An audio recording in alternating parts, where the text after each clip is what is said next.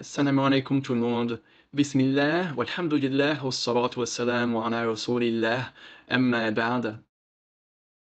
Dans notre cours de jurisprudence simplifiée d'aujourd'hui, on va voir le deuxième chapitre du livre de la prière, et ça va concerner ce qu'on appelle al-adhan et al-iqama.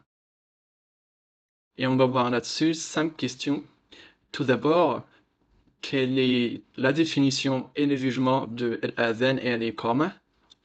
Quelles sont leurs conditions de validité? Quelles sont les caractéristiques qui sont requises chez le mu'azzin? Quelles sont les descriptions de l'adhan et de l'iqama? Et qu'est-ce qui est recommandé de faire pour celui qui entend l'adhan? Donc, première question, quelle est la définition de l'adhan et l'iqama et quel est leur jugement? Dans la langue arabe, adhan signifie i'lam, c'est-à-dire l'annonce, le fait d'annoncer une chose. En jurisprudence, l'adhan s'est défini comme l'annonce de l'entrée du temps de prière par une formule de rappel particulière. En ce qui concerne l'iqama, dans la langue arabe, ça vient du verbe aqama, qui veut dire faire lever quelqu'un qui est assis. Et en terminologie religieuse, c'est l'annonce du moment où on se lève pour la prière par une formule de rappel particulière. Donc, l'adhan va annoncer l'entrée du temps de prière et l'iqama va annoncer le moment où les gens se lèvent pour accomplir la prière. Qu'il est dans le jugement maintenant, les savants ont dit que l'adhan et l'iqama sont légiférés pour les hommes pour les 5 prières obligatoires et que ça fait partie de ce qu'on appelle les obligations communautaires. Qu'est-ce que ça veut dire, obligation communautaire? Ça veut dire que si une chose est accomplie par un nombre suffisant de personnes, les autres vont être exempts et n'auront pas de péché pour ne pas l'avoir accomplie. Mais si tout le monde délaisse cette chose, alors ils seront tous dans le péché pour l'avoir délaissée. C'est l'inverse de l'obligation individuelle dont on a parlé dans le cours sur la purification. Et adhan et iqama, ce sont des rites apparents de l'islam et il n'est pas permis de les empêcher ou de les annuler. Point important maintenant, c'est la question, est-ce que les femmes doivent faire un adhan ou un iqama quand elles sont seules ou quand elles prient en groupe entre femmes? La réponse, c'est non. Les savants ont dit que ce n'est pas légiféré pour les femmes. Elles ne disent rien. Deuxième question maintenant, c'est quelles sont les conditions de validité de l'adhan et de l'iqama? Les savants en ont mentionné 6. Et la première, c'est l'islam. Donc, l'adhan et l'iqama ne sont pas valides s'ils sont prononcés par un mécréant. La deuxième condition de validité, c'est la raison.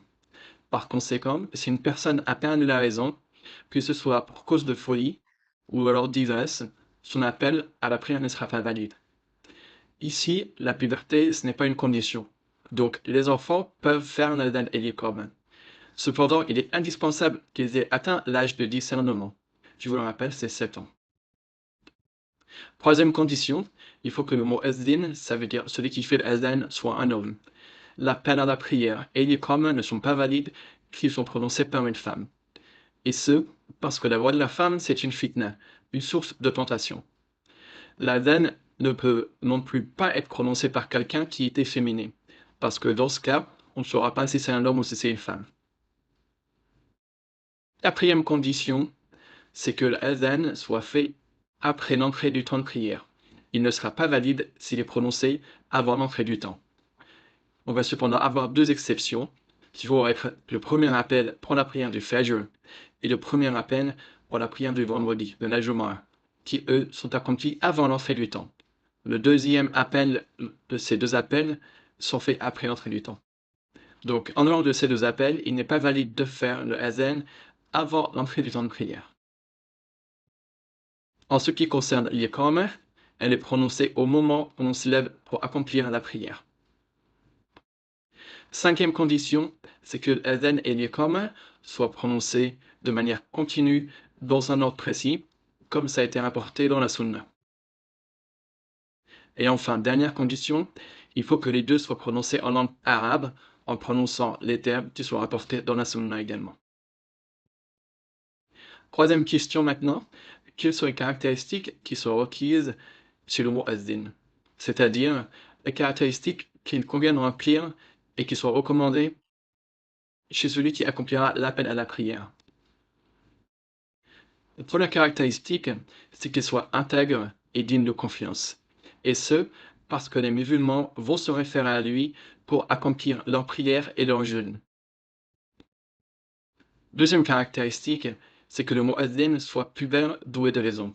Bien que, comme on l'a dit, si l'appel à la prière est accompli par un enfant qui a atteint l'âge de discernement, l'appel à la prière sera quand même valide.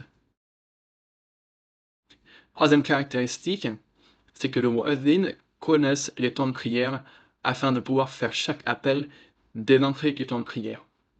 Parce que s'il n'a pas connaissance de ce sujet, s'il ignore les conditions et les règles des temps de prière, alors il se peut qu'il se trompe et qu'il fasse l'appel avant son heure ou après son heure, ou ainsi de suite. La quatrième caractéristique requise, c'est qu'il y ait la voix qui porte afin de pouvoir se faire entendre par les gens à distance. La cinquième qualité requise, c'est qu'on fasse l'appel à la prière en état de pureté. C'est recommandé mais pas obligatoire. Si un muezzin fait un appel à la prière en état d'impureté majeure ou mineure, l'appel sera quand même valide, mais il est vraiment très recommandé qu'il se purifie avant de faire l'appel à la prière. Sixième chose, c'est qu'il soit debout, faisant face à la qibla. La septième chose recommandée, c'est que le muezzin se bouche les oreilles avec les doigts, ou alors il met les mains sur les oreilles quand il fait l'adhan. Et la sagesse derrière ça, c'est que en se bouchant les oreilles, ça va lui permettre d'élever encore plus la voix, pour que l'appel soit entendu sur une distance encore plus lointaine. Et il est également retourné qu'il tourne la tête, uniquement la tête et pas le corps, vers la droite quand il dit Hayya al-Salah, et qui tourne la tête vers la gauche quand il dit Hayya al-Falah. Et enfin, dernière chose recommandée, c'est que l'adhan soit prononcé lentement et que l'iqama soit prononcé rapidement. Quatrième question qu'on va voir maintenant, c'est quelle est la description de l'adhan et de l'iqama? Tout d'abord, il faut savoir qu'il y a plusieurs manières de le faire qui ont toutes été rapportées dans des hadiths authentiques. Dans le hadith de Abi Mahzoura, le prophète sallallahu alayhi wa sallam lui a enseigné l'adhan personnellement. Il lui a dit de dire Allahu Akbar, Allahu Akbar, Allahu Akbar, Allahu Akbar. Ashhadu an la ilaha illallah, Ashhadu an la ilaha illallah. Ashhadu anna Muhammadan Rasulullah, Ashhadu anna Muhammadan Rasulullah. Hayya ala salah, Hayya ala salah. Hayya ala al-falah, Hayya ala al-falah. Allahu Akbar, Allahu Akbar, La ilaha illallah. La traduction est à l'écran. De même, ce qui va concerner al-Iqama, le prophète sallallahu alayhi wa sallam lui a dit de dire Allahu Akbar, Allahu Akbar, Ashhadu an la ilaha illallah, Ashhadu anna Muhammadan Rasulullah, Hayya ala al-salah, Hayya ala al-falah, قد قامت الصلاة, قد قامت الصلاة, Allahu Akbar, Allahu Akbar, La ilaha illallah.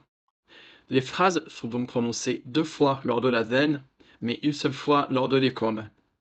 Anas radiallahu anhu rapporte qu'il a été ordonné à Bilal de prononcer chaque phrase 2 fois pour l'adhan et une seule fois pour l'iqama, à l'exception d'une phrase spécifique à l'iqama qui est قد قامت الصلاة, qui elle est prononcée 2 fois.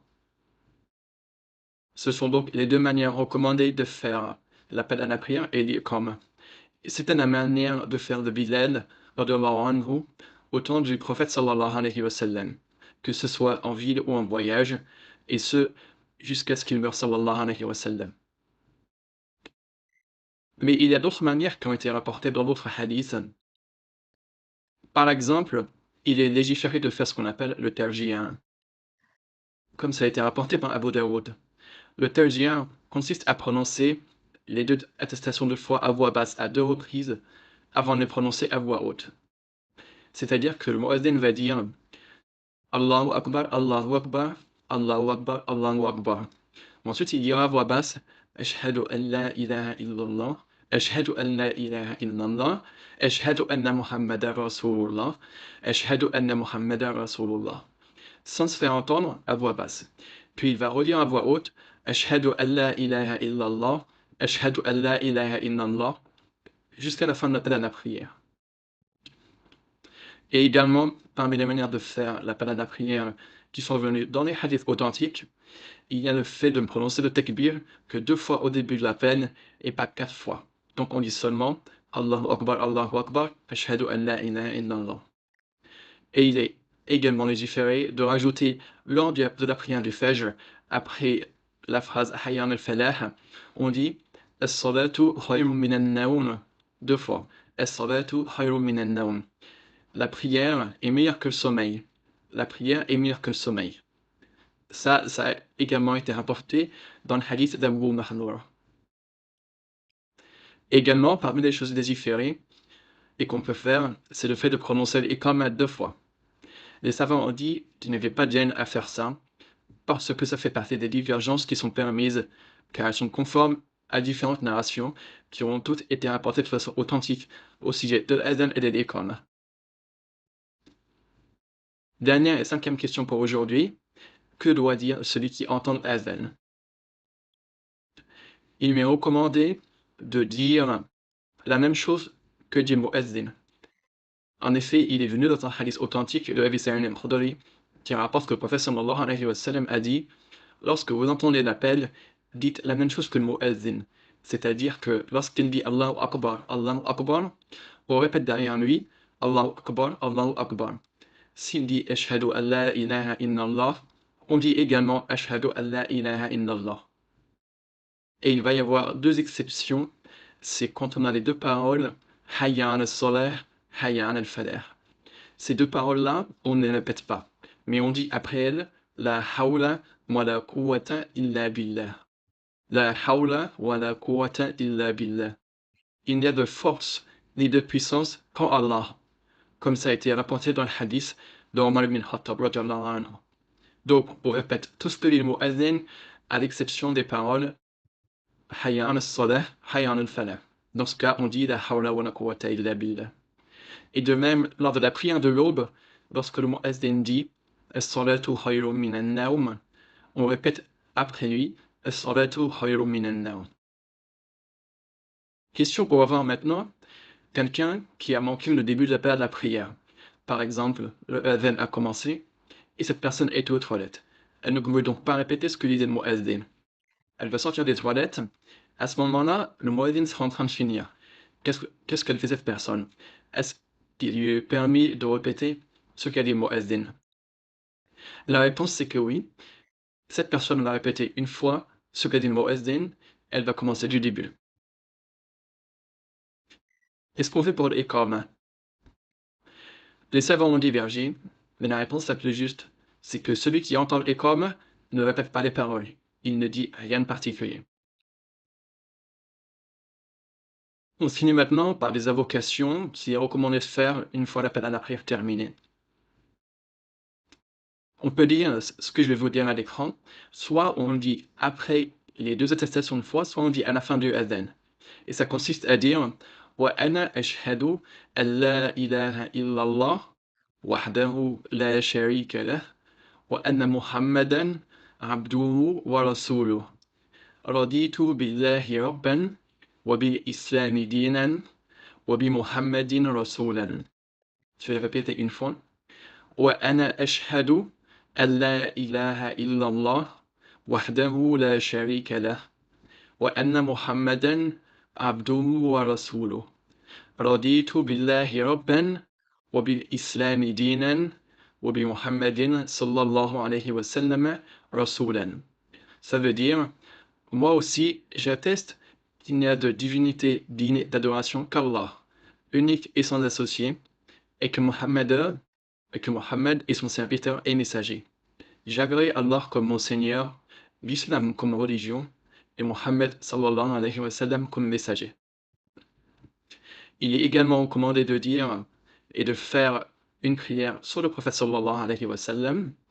Allahumma salli ala Muhammadin wa ala ali Muhammadin kama sallayta على إبراهيم وعلى آل إبراهيم إنك حميد مجيد اللهم بارك على محمد وعلى آل محمد كما باركت على إبراهيم وعلى آل إبراهيم إنك حميد مجيد. Ça veut dire, ô Allah, prie sur Mohammed et sa famille, comme tu as prié sur Ibrahim et sa famille. Tu es certes digne de louange et majestueux. Et accorde tes bénédictions à Mohammed et à sa famille, comme tu les as accordées à Ibrahim et à sa famille. Tu es certes digne de louange et majestueux. Je vais juste vous le redire une fois. Allahumma salli ala Muhammadin wa ala ali Muhammadin kama sallaita ala Ibrahim wa ala ali Ibrahim innaka hamidun majid.